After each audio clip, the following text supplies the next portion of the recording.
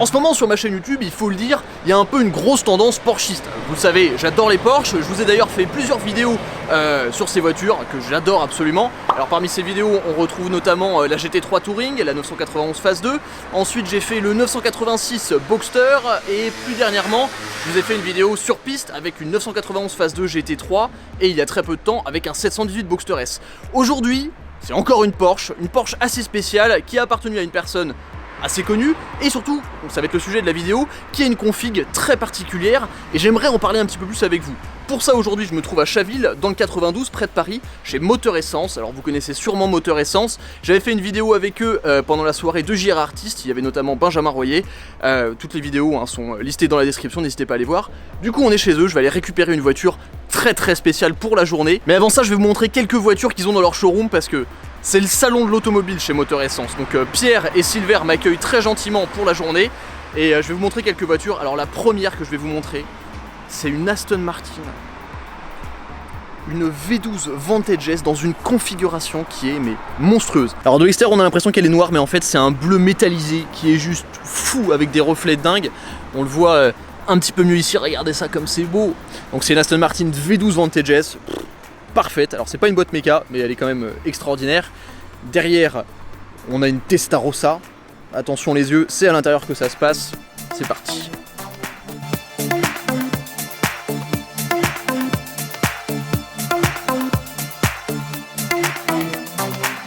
Alors vous le voyez, dans le showroom il y a énormément de voitures, on va faire un petit tour rapide. On commence par une GT3 Touring. Absolument magnifique, vous savez que j'adore cette voiture, la vidéo vous pouvez la retrouver sur ma chaîne. Alors je parle pas très fort parce que il y a Silver et Pierre qui sont en train de travailler. Ensuite on a une V12 Vantage Aston Martin boîte méca, 458 Italia. Hop. Là on a quelque chose d'absolument fou, j'aimerais trop essayer un truc comme ça. Viper GTS, donc c'est les dernières éditions de la Viper avec un V10 8 litres 4 couplé à une boîte méca, vrai truc de sauvage. J'adorais essayer ça.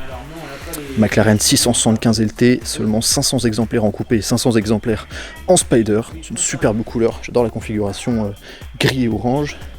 Ensuite, on a une Ferrari California T TaylorMade. Cette configuration est unique au monde, donc c'est des voitures qui ont été faites pour les 70 ans de Ferrari. Très belle. Huracan Performante, Aventador, Wiesmann, alors ça vous savez que j'adore ça. Là on a une MF4 GT, donc les premières générations avec le moteur atmosphérique 367 chevaux, 458 spécial, toujours un collector magnifique, Aventador jaune, SLS AMG, j'adore cette voiture avec le V8 6 litres 2 de 571 chevaux, et évidemment les portes papillons. Derrière on a une autre 458 spéciale et ici une AMG GTR Hulk dans ce Green Hell Magno, donc le vert mat, la couleur de lancement de l'AMG GTR. Plutôt sympa d'ailleurs d'avoir ces deux voitures face à face, mais bon, ma préférence va quand même à celle-ci parce que les portes papillons en plus dans cette config. Là on a une vraie config de lancement, donc avec les jantes à 7 branches, avec le gris métallisé et l'intérieur rouge. Mais bon, la voiture qu'on va récupérer aujourd'hui, elle est tout là-bas.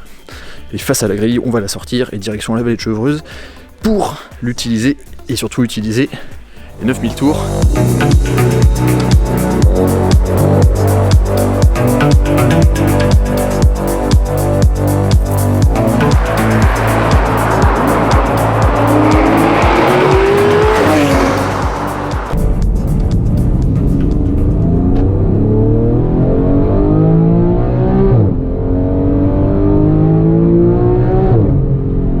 Je pense que vous aurez reconnu la voiture dans laquelle je me trouve aujourd'hui. Grâce à Moteur Essence, aujourd'hui j'ai une 991 Phase 1 GT3 avec le fameux 3 litres 8 atmosphérique développant 475 chevaux, 440 Nm de couple. Et aujourd'hui, si j'ai choisi de vous présenter cette voiture, c'est pour une raison assez particulière auquel je pense vous ne vous attendez pas. Mais ce qu'on va faire avant de commencer, je vais m'arrêter sur le bord de la route, je vais vous présenter la voiture. Vous allez comprendre un petit peu mieux pourquoi je vous la présente. Et puis ensuite on ira rouler. En plus on a des routes très sympas à notre disposition aujourd'hui, donc c'est parti.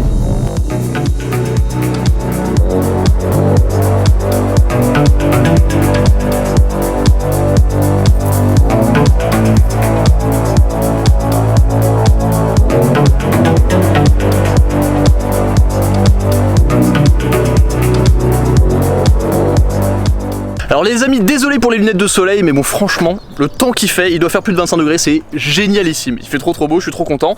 Je suis trop content parce qu'évidemment, j'ai avec moi aujourd'hui une Porsche GT3. C'est donc cette voiture que Moteur Essence m'ont prêté. Un énorme merci à Silver et Pierre qui m'ont prêté cette voiture pour l'après-midi pour que je puisse vous la faire découvrir. Et la raison pour laquelle j'ai envie de vous faire découvrir cette voiture, alors bon, vous l'aurez sûrement reconnu, c'est effectivement l'ancienne Porsche 911 GT3 de Maxime Langlais. Si vous ne le connaissez pas, n'hésitez pas à le suivre sur Instagram, ça s'affiche juste ici. Mais c'est pas pour cette raison que j'avais envie de vous montrer cette voiture aujourd'hui. Vous le savez, j'aime bien vous montrer des voitures avec des caractéristiques un peu spéciales, vous faire découvrir des trucs. Et aujourd'hui, cette GT3, même si vous l'avez sûrement déjà beaucoup vu sur les réseaux sociaux, elle a une configuration qui est vraiment très particulière, qui est assez inhabituelle. Et c'est pour ça que j'avais envie de la filmer, c'est pour ça que j'avais envie de vous la montrer aujourd'hui. Alors regardez un peu, bon déjà, la ligne extérieure de la GT3 phase 1, je trouve ça absolument génial. Hop, j'ai ici la clé. Alors petite option, elle est peinte dans la même couleur que la carrosserie, c'est-à-dire argent rhodium, donc c'est un gris métallisé qui ressort tellement bien sous le soleil. On retrouve les formes absolument superbes de la GT3 phase 1 qui est, je trouve, moins agressive, surtout au niveau du diffuseur à l'avant, que la GT3 phase 2, mais franchement pour moi c'est déjà un classique cette voiture, elle est superbe. Alors il y a un thème gris, noir et rouge sur toute la voiture. Là on a les PDLS, donc les phares à LED avec le cerclage des feux en noir, donc très joli, ça fait bien ressortir la carrosserie. Ensuite nous avons les superbes jantes mono écrou couleur platine avec les étriers de frein rouge, donc c'est pas les freins carbone céramique là-dessus, mais là encore c'est très logique si on suit la configuration de cette voiture. Évidemment on a l'aileron à l'arrière, je le rappelle si vous voulez reconnaître une GT3 phase 2 d'une phase 1, vous regardez ici, là vous avez marqué 3,8 litres, donc 3,8 litres c'est la version 1, on va dire, la phase 1, et la phase 2 c'est la 4 litres. Mais moi ce qui m'intéresse vraiment sur cette voiture, c'est la configuration intérieure. Vous me connaissez, moi GT3 c'est arceau, cage, harnais, baquet en carbone, etc. Là dans cette voiture on a une configuration plutôt daily, on va dire plutôt GT, qui contraste avec le caractère pistard de la voiture. On a les sièges Sport Plus adaptatifs avec l'Alcantara et le cuir sur piqûre grise, donc pour rappeler l'extérieur de la voiture. On a un pack carbone intérieur complet, donc on a les seuils de porte, on a ici qui court le long de la console centrale, pareil sur le tableau de bord central ici, la couronne du volant en Alcantara et évidemment la suppression des places arrière sur la GT3, ça c'est normal. Alors vous remarquerez aussi qu'il n'y a pas en général l'indispensable pack sport chrono avec le petit chronomètre qui siège sur le haut du tableau de bord ici. Là on est plus sur une configuration confort et vous allez voir pourquoi c'est intéressant, parce que une GT3 c'est pas forcément fait pour faire de la piste. Les amis, petit message avant de continuer la vidéo, alors je suis vraiment désolé mais suite à un problème de carte mémoire j'ai perdu tous les rushs que j'avais sur ma GoPro principale, la GoPro Hero 6 que vous voyez accrochée au niveau du pare-brise, ce qui fait que la GoPro qui prend le son désormais c'est la seule qui me reste, c'est la session et le son est un petit peu moins bon. J'ai fait le maximum pour rendre le montage dynamique, je suis désolé, bon visionnage quand même.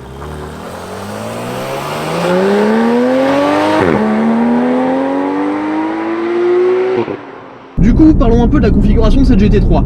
C'est vrai qu'en général, je l'ai dit juste avant, une GT3 pour moi c'est une voiture de piste. C'est une voiture qui doit avoir un arceau, c'est une voiture qui doit avoir des sièges baquets, c'est une voiture qui doit avoir des harnais. Sauf que si on réfléchit un petit peu, imaginons quelqu'un, vous par exemple, avez eu une Carrera S ou même une Carrera GTS pendant pas mal de temps et vous avez envie de passer à quelque chose de plus extrême, de plus pointu, mais sans pour autant faire de circuit. Parce que le circuit ça coûte cher, le circuit ça demande de l'entretien, etc. Une GT3 comme ça propose un moteur extrêmement pointu, une voiture plus vivante, évidemment l'accès au Graal que sont les 9000 tours, mais ça garde le côté confort en même temps. J'ai déjà roulé pas mal de GT3, j'ai déjà roulé une GT3 à 3,8 litres d'ailleurs, mais qui avait les sièges baquets en carbone, donc pas ceux de la 918 mais ceux qui sont intermédiaires on va dire, et la voiture de base est quand même très ferme.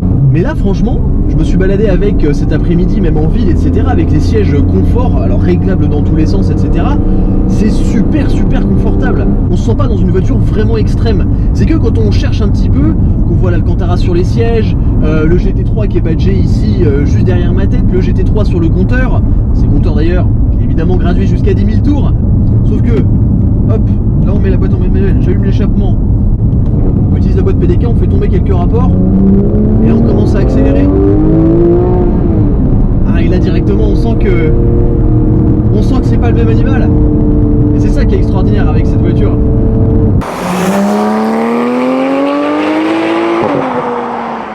Lorsqu'on s'assied dans une GT3 typée piste on va dire, en tout cas configurée pour la piste, on sait directement que c'est une voiture extrême. On s'assied dedans, mais ça invite pas forcément à rouler au quotidien avec. Alors que là, on a le double. On a le côté confort de la voiture, on a le GPS, on a tout ça, on a les sièges chauffants, la voiture est très bien optionnée. Mais si on veut attaquer un petit peu, on a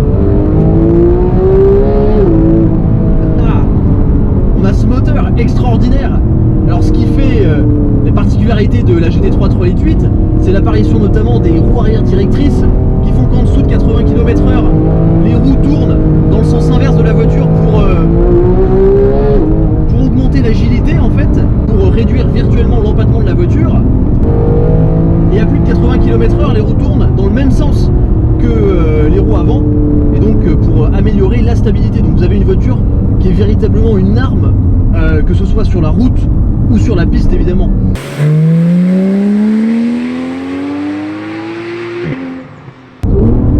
Et puis bon, maintenant on va parler un peu de ce qui fait la GT3 la GT3.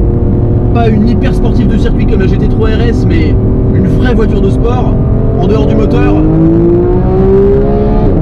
qui, je le rappelle, enfin vous l'entendez, mais à ce timbre tellement particulier, très discret sous 4000 tours, qui va se réveiller quand on arrive à 4-5 000, et qui ensuite rock, et là sur les 1000 derniers tours, qui va adopter un ton tellement cristallin, tellement métallique, qui vous fait vibrer les tympans.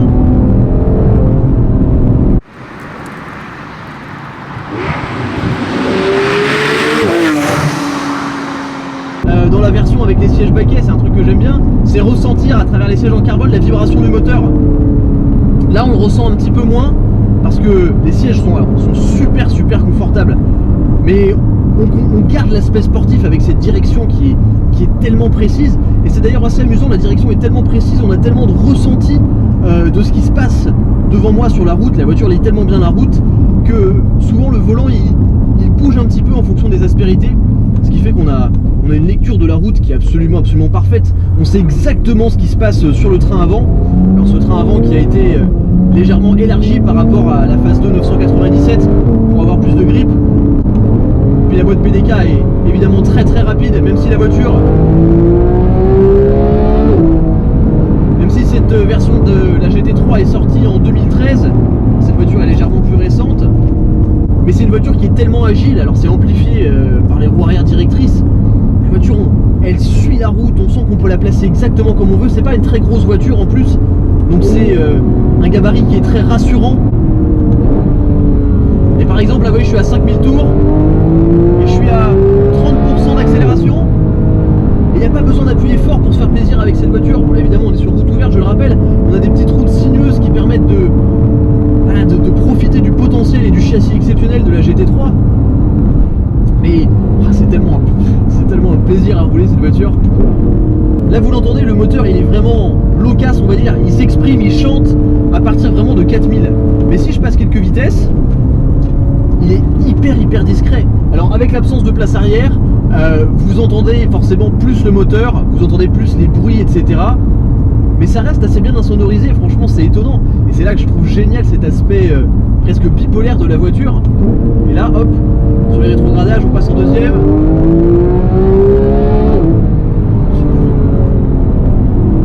La GT3 vraiment c'est... Et je me dis que j'ai jamais essayé une GT3 RS. En conclusion, même si au premier abord j'étais assez, disons, étonné de cette configuration, j'ai vraiment été bluffé par cette GT3, c'est une voiture extraordinaire et ce côté bipolaire, ça rajoute un côté plus utilisable au quotidien qui fait complètement sens, notamment par exemple lorsqu'on habite en région parisienne. Évidemment, si vous avez aimé la vidéo, n'hésitez pas à la liker, n'hésitez pas à me donner votre avis sur cette configuration dans les commentaires. Est-ce que vous achèteriez une GT3 avec des sièges confort ou si pour vous c'est forcément avec les baquets, les harnais et l'arceau. Évidemment, un énorme merci à Pierre et Sylvain de Moteur Essence. Toutes leurs informations sont dans la description, n'hésitez pas à les suivre sur Instagram. Suivez-moi aussi sur Instagram, @erwantgd, et je vous dis à très vite sur The Glove Driver. Ciao.